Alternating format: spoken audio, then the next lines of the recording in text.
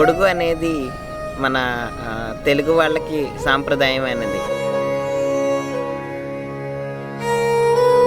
ఇది ముఖ్యంగా బ్రాహ్మిన్స్, వైశ్యాస్ చేసుకుంటూ ఉంటారు. ఈ జంజం తాడు ఉంది కదా, ఇది వేస్తారనమాట. అసలు దాని యొక్క బ్యాక్గ్రౌండ్ ఏంటంటే, ఒక మనిషి పుట్టిన దగ్గర నుంచి అతనికి థింగ్స్ చేయాలన్నా సరే వాళ్ళకి ఎలిజిబిలిటీ అనేది ఉండదు.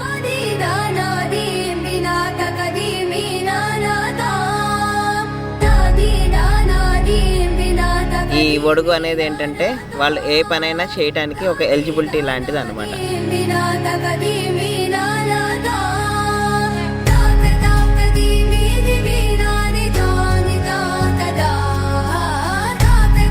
సో ఈ కార్యక్రమంలో మనకి చిన్నప్పుడు పుట్టిన దగ్గర నుంచి బారసాలు, అన్నప్రాసన, దాని తర్వాత గురుకులానికి పంపిస్తారనమాట వేదాలు అవన్నీ చదవటానికి.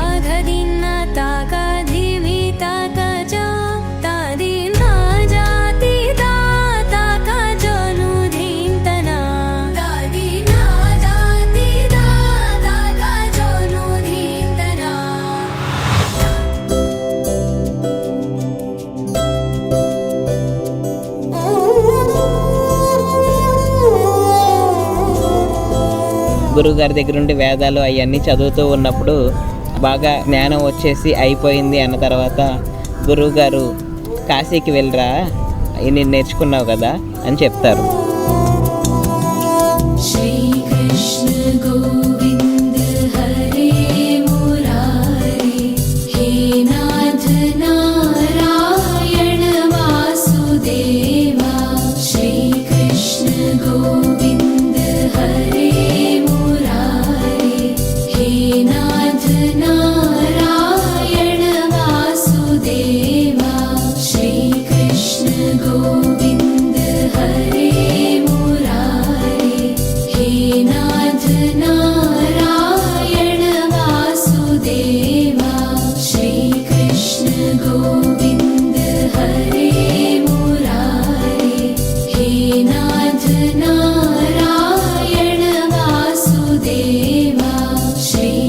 సో కాశీయాత్రకి బయలుదేరుతూ ఉంటే ఆ కాశీయాత్రకి బయలుదేరేటప్పుడు బావగారు చూసి నన్ను ఆపి, నా అక్క కానీ చెల్లి కానీ ఉంది, మీరు యాత్ర కంప్లీట్ చేసుకుని తర్వాత తనని మ్యారేజ్ చేసుకోండి అని చెప్తాడు. అదే స్నాతకం అనే ఈవెంట్ అనమాట.